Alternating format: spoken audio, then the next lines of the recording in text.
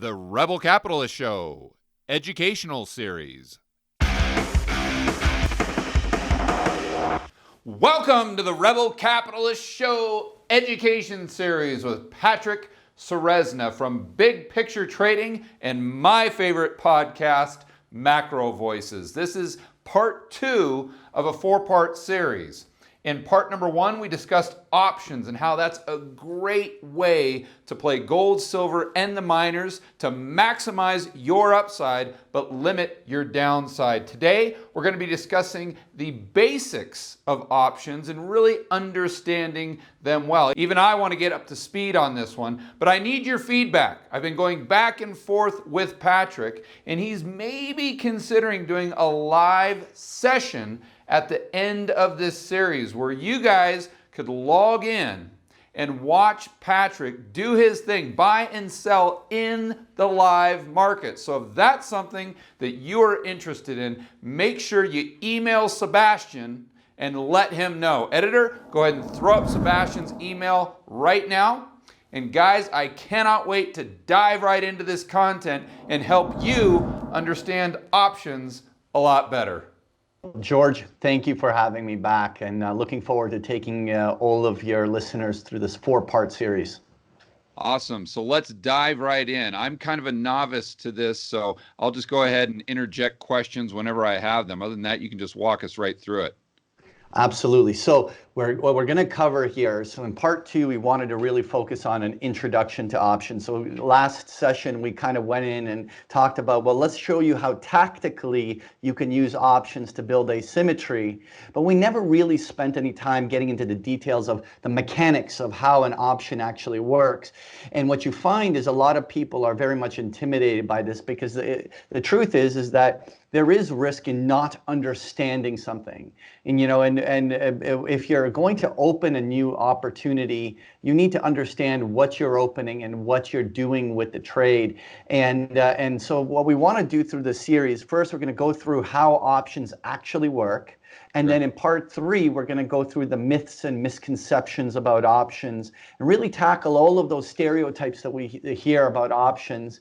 And we'll take them head on and actually look at the actual truth of how options work and where are the pitfalls and where are the advantages and what is the trade-off in using options as a strategic tool. With that said, let's just dive right into it. So in this introduction, we want to just get right to the most basic element of understanding what an option contract is. Now, if you recall, in the first session, we talked this idea about us transacting a car. Right? We talked about this idea of, well, I'm going to enter a contract with you to buy that car in the future, and you put you pay a certain amount of money for the right to be able to buy that car in the future. Let's actually look at a real example. Let's go through some examples that I actually priced out today. So this is relatively fresh data that gives us an idea of what these options contracts are and how they work. So first of all, the most important thing, like in that example, is that it's a contract between two counterparties, a buyer and a seller. It's so important to understand that you can't have an options contract come into existence without the two counterparties. And the buyer of the option, which is paying a premium, has purchased the right. And it's a right that they can choose to exercise anytime they want. Majority of options are a term that we call American style options, which is essentially, even if I bought 1 month of time on a call, I actually can pick up the phone tomorrow, call the broker and say, I want to exercise my right to buy. You can actually have a fundamental right that is yours, and this is what guarantees the option to have a value, is that right that you're buying. Now, the counterparty who receives the premium, and remember, retail investors can be sellers of options just as easily as they can be buyers. And so because of this, if you feel that the advantage is to the seller, you can turn around and become a seller of options. But a seller undertakes an obligation, the obligation to be the counterparty to the buyer who actually has the right. And so let's explain through examples. It's a lot of terminology, and the best way to actually learn a lot of this is actually getting into a real practical example. And so in this example, we have two counterparties, two types of options, call options and put options. We're going to explain each one separately here in a moment. The two characteristics you want to always remember is that there's a specific period of time on an option and a specific price it can be transacted at.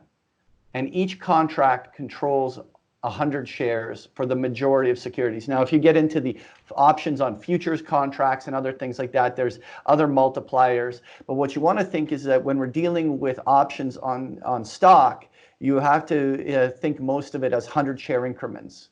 And so either I'm going to buy one call to control 100 shares, 3 calls to control 300 shares, and so on. Okay. So let's go on and talk specifically about these call options. And so in this situation, the call buyer of an option is securing the right to be able to buy the underlying security at a specific price over a specific period of time. So if you remember in part 1, we used those long-term call options on the GDX, and we were the buyers of these call options. Well, we were securing at that $29 price in that example was my right to buy at $29, a specific price. And we bought that option for 1 year, which gave us a specific period of time from which we can exercise our right to buy at 29. The counterparty it's a very simple. It's a zero-sum game between these two particular counterparties, because the seller of the premium receives an income, but for the obligation to have to sell those shares to the buyer on demand, basically at that specific price over that specific period of time. So if our first investor, the call buyer, was ready to buy those physical shares, the seller has the obligation to deliver them. Mm-hmm. So why would the seller do this? And this is where we're going to kind of look at the example of the two counterparties. So here we're going to use the GLD itself, the gold ETF. So we're talking bullion, an ETF that represents the gold bullion with the GLD symbol. And it has a very robust options chain on it. So you're able to do these strategies. And so in this example, we have our investor Jane, who doesn't own the GLD shares yet, and is looking for a tactical way to participate on the upside of gold with some form of an option. So she's looking to buy a call. Our counterparty in this case is John, who actually physically owns the shares of the GLD. And in the options market, you could theoretically be naked. But for the sake of this example, where John actually owns GLD shares, he actually has the gold. But now what makes a market is different opinions. And John has a very different opinion than Jane. Jane thinks gold is going higher and wants to participate. But John, on the other hand, believes there's only a limited upside on the short term for gold and is looking to enhance his returns through selling some options for income. And so they make two very good counterparties for each other. So at the time when we're doing this example, GLD was trading close to $150 a share on March 3rd, right? So that's today when we're recording, and it was the GLD earlier before the 50 basis point rate cut was actually trading close to 150, but obviously popped a little bit since then. So we have two counterparties that meet through the options exchange and enter a contract, one being the buyer and one being the seller, right? And so in this scenario, our two counterparties, Jane and John, enter an agreement at the $150 strike price. So the GLD could be at any price. It can drop down, it can jump to 154, it could jump to 146, but the two of them have entered a contract where Jane has the right to buy those shares at $150. Mm-hmm. Now, they agree upon a 6-week time frame. So they're agreeing on an April 17th options expiration. So not only does Jane have the right to buy the GLD at 150, she has 6 weeks to decide if she wants to buy it at 150. And she actually has the right, as an American-style option, at any point to call in or exercise her right to buy those shares. Now, in an option, what happens in the speculative world of options, a lot of traders will buy a call and later sell the call for a profit, never taking the ownership of the stock. They just use the option as a speculative tool for market timing, and they're actually using it as a way of leveraging their returns. But the reason that option had a value was the inherent fundamental right to be able to buy it at 150. The reason that option went from, let's say, $3 to $6 or $9 is this contractual right. And so when I teach it, I like to really go back to what is my actual right. In this case, Jane has the right to buy those shares over the next 6 weeks at $150. They agree upon a $4 price per share. So in this situation, literally Jane pays, remember it's 100 shares per one call option. So Jane pays $4 times 100 shares, $400 to John, who receives it as income. Mm-hmm. Now, John immediately receives that cash. In the options world, that's received as a credit. You could theoretically, in your options account, go ahead and spend that right away. You can, that's actually guaranteed money, as real as a dividend, but John has an obligation for 6 weeks, doesn't he? That's not, that $400 wasn't for free. In the end, John has to, for 6 weeks, be prepared to deliver the shares to Jane. So he wouldn't be able to sell his shares for 6 weeks, or until Jane. If he was to be covered, there are people that are willing to hold their positions naked and things like that. But for the sake of this example, assuming that he wants to be covered on his obligation, he is obligated to hold the shares to find out whether Jane wants it. This is called covered call writing, and so what happens is that to him, $4 on a $150 position in 6 weeks is a great percentage return. If you're compounding that over the course of a year, you're making a very healthy return on your investment without actually needing it to rally to make money. But that's a whole different video that we can do. Right now, I just want to really make everyone understand that there's this contract between the two counterparties. And so in this situation, for the next 6 weeks, Jane has the right with the call out to call in those GLD shares at $150. Now, John has that obligation to have to deliver those 100 shares, irrespective of whether Jane exercises or does not exercise. John got to keep the $4 per share. Right, that's a guaranteed income. That was a premium paid to him for undertaking that. And irrespective of whether the GLD goes down and Jane walks away from the contract, never exercising, or whether GLD goes up and he's forced to sell the shares, the $400 is guaranteed income to him. And there's an entire school of investors that feel that there's consistency in premium harvesting through the systematic writing of options this way.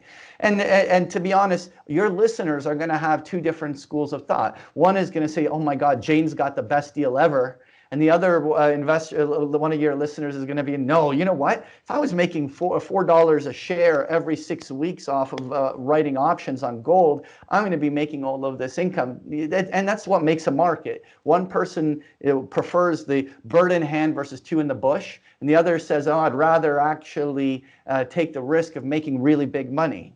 And so that's what makes a market.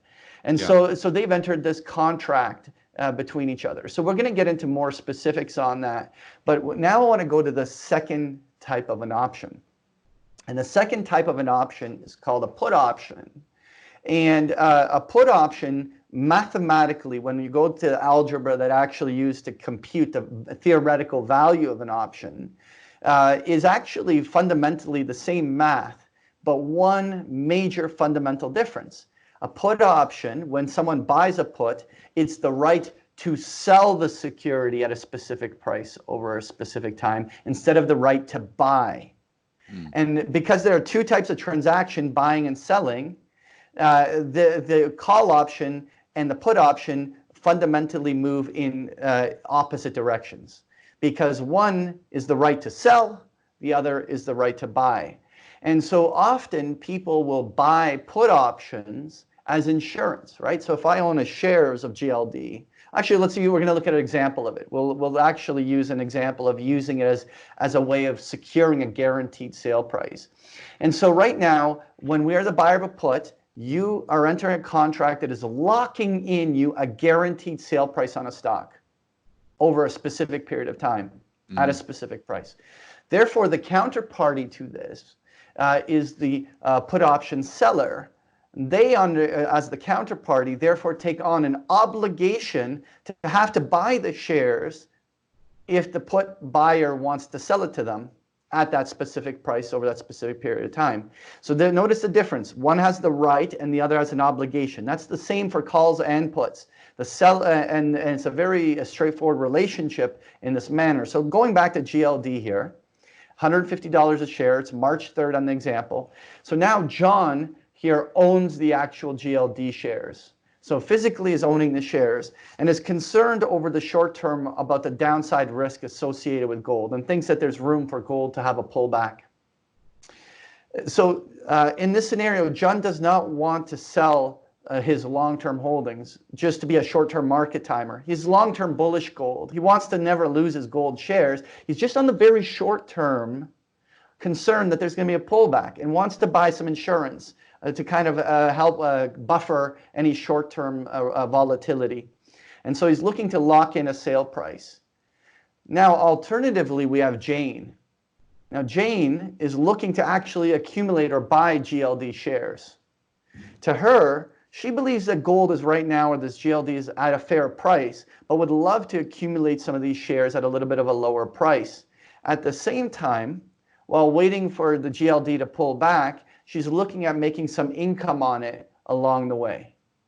And so Jane and John, again, are very good counterparties for each other to enter this contract. So again, we have John wanting to buy this put as insurance for GLD stock that he already owns. And Jane is willing to be the put seller because she's actually looking at accumulating the stock on a pullback. And so in this scenario, they agree upon a $145 strike price. Now, remember, what price was GLD trading at? 150. 150, right. So they're agreeing for a put option at a strike of 145, which is basically, it's like a stop loss. John is securing a guaranteed $145 sale price if the GLD starts crashing. At the same time, because Jane is saying, I'm willing to buy the GLD, and I'm willing to definitely buy it $5 cheaper than where it's trading, it's a no-brainer for me to turn around and sell this put and collect some income because I wanted to buy it on a pullback anyway. Right. And so what happens is that this option, going again 6 weeks out, this is what we call an out-of-the-money option because the strike price and the stock price are different. In this situation, it was $1 a share.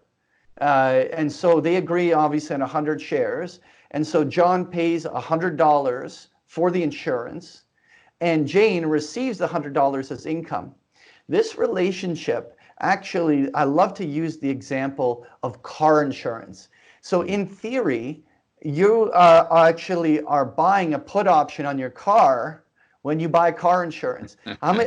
George, do you like buying car insurance, paying for it? No. It sucks. It sucks, right? But if you crashed your car, how glad are you that you had it? Right. Exactly. It's the same scenario. What happens is John is paying $100 for an insurance policy with a $5 deductible that is basically saying, I'm removing over the next 6 weeks all of the downside risk of loss. Mm-hmm. At the same time, I'm paying $100. And if it never goes down, well, that's good because I own the shares and it never went down. So I didn't have to actually cash in the insurance policy, right? You're not like when you buy car insurance, you're not actually hoping that you crash your car. Yeah. You just have it just in case it does. Yeah, but Jane wants the car at 145, even if it's wrecked. Even if it's wrecked, right? Because it's a better price than buying it in the open market at 150. Right? Yep. And so it's not a total write-off, it's gold, right? It's good. We're talking about hedging a short-term risk. So what's happened between the two is that for the next 6 weeks, John has secured a guaranteed sale price, his right, that is his choice. He could pick up the phone at any time and call the broker and say, I'm exercising my right to be able to sell those shares at 145. So if let's say the opposite happened today and the Fed didn't cut and there was some sort of very kind of hawkish news that came out and gold just slams $100 to the downside and the GLD is ripping $10 to the downside, in the end, John has secured himself a guaranteed $145 sale price irrespective of where the GLD is trading. Yeah. At the same time, Jane undertook that obligation but made the income. And there's a whole, no different than the insurance company that you bought your car insurance from is looking to make income from you not crashing your car. Jane is making an income for offering that bid of saying, well, listen, you could always sell it to me at 145, and in the interim, I'm going to just keep making this income, and I'm going to be waiting to see if I can get to buy my gold at a cheaper price. Mm-hmm. Yeah. Yeah. Right? And that's what makes a market. And again, it's not, I don't want your listeners to in any way walk away with this saying that like John, number one, that's buying is better than counterparty two, Jane. What I love about the market is that in the whole process, there are amazing strategies that Jane can make consistent income on, and there's amazing uses for the options as protection for John. And what makes a market is the fact that we can tactically use these options in combination with stocks that we own and other things to use them to manage risk, to leverage upside, do all sorts of these amazing things. Yeah, it's really incredible. I just I knew that how this worked to a certain degree, but I'd never really thought through of how great it is and how you can utilize it to make things just more, in my mind, more consistent and more reliable as far as the returns. Now, let me ask you a quick question. Can you just do this with any typical brokerage account, or do you need to have something special? Most brokerages provide options, but you need to be approved for them. And so you have to go through the extra process of having the brokerage account approve your account for options. And the standard thing of selling a call against your stock, buying a call or buying a put as insurance, those are actually the most fundamentally basic transactions that actually get auto approved. It's when you want to get into spread trading and nakeds and all these different things that they require additional approvals, because you can put yourself in more harm's way with some of the riskier strategies, which if you're not well educated on what you're doing and how to manage them. And so, but to get the basic options approval is available at almost every brokerage, and you can just get your account approved for that, including in let's say 401ks or in Canadians RSPs, or you can do these in actually retirement accounts for most people as well. So what I wanted to leave all of your listeners with is just really touching on this idea of how this options contract exchanges. Now, in this example, our two counterparties, Jane and John, where I was giving this illustration that they met and shook hands and they agreed upon that.